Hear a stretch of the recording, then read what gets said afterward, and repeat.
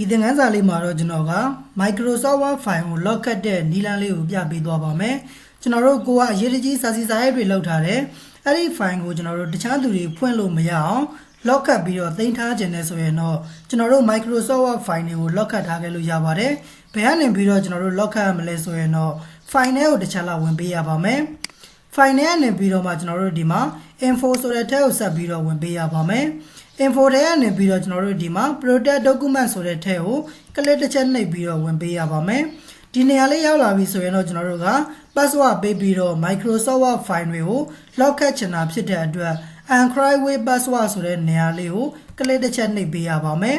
အခုလိုမျိုးလေးကျွန်တော်တို့က encrypt document ဆိုတဲ့နေရာလေးမှာ password လေးတောင်းနေပြီဆိုရင်တော့ကျွန်တော်တို့ကိုပေးချင်တဲ့ password လေးကျွန်တော်တို့ပေးပေါ့နော်ကိုကအရေးကြီးတဲ့ file တွေ password ခတ်ပြီးတော့သိထားတာဖြစ်တဲ့အတွက် password မမှတ်မိတော့ဘူးဆိုရင်တော့ကျွန်တော်တို့ပြန်ဖြည့်ဖို့အဆင်မပြေပါဘူးဒါကြောင့်ကျွန်တော်တို့ကိုမှတ်မိလွယ်စေမဲ့ password လေးကိုကျွန်တော်တို့ပေးခဲ့ပါကျွန်တော်ကတော့အခုဒီမှာ password လေးတစ်ခုပေးလိုက်ပါတယ်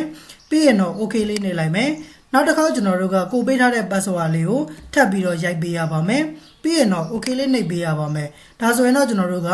Microsoft Word file ကို password ခတ်ပြီးသားဖြစ်သွားပါလိမ့်မယ်ဒီတော့ကျွန်တော်တို့ဒီမှာ file နဲ့နေပြီးတော့ကျွန်တော်တို့ဒီမှာ save ဆိုတာလေးနဲ့အဲ့ဒီ file လေးကိုကျွန်တော်တို့သိမ်းပေးလိုက်ပါမယ်ဒါဆိုရင်တော့ဒီ file လေးကကျွန်တော်တို့ password ခတ်ပြီးသားလေးဖြစ်သွားပြီပေါ့နော်ဒီတော့ဒီရဲ့ file ကိုကျွန်တော်တို့ကပိတ်လိုက်ပါမယ်ပြီးရင်တော့ကျွန်တော်တို့အဲ့ဒီ file ကိုအစကနေပြီးတော့ပြန်ဖွင့်ကြည့်လိုက်တဲ့အခါမှာချက်ချင်းတန်းပြီးတော့မပွင့်တော့ဘဲနဲ့ကျွန်တော်တို့ password လေးတောင်းနေတာကိုတွေ့ရပါလိမ့်မယ်ဒီတော့မှကျွန်တော်တို့အစောနာကိုပေးထားခဲ့တဲ့ password လေးကိုရိုက်ထည့်မယ် okay လေးနှိပ်လိုက်တာနဲ့တပြိုင်တည်းကျွန်တော်တို့ Microsoft Word file လေးဟာပြန်လည်ပြီးတော့ပွင့်လာတာကိုတွေ့ရပါလိမ့်မယ်တကယ်လို့ကိုကဒီရဲ့ password ပေးထားတာကြီးကိုမလိုချင်တော့လို့ပြန်ပြီးတော့ဖြုတ်ချင်ပါတယ်ဆိုရင်လည်းရပါတယ် file နဲ့နေပြီးတော့မှကျွန်တော်တို့ info ဆိုတဲ့ထဲကိုဆက်ပြီးတော့ဝင်ပေးရပါမယ်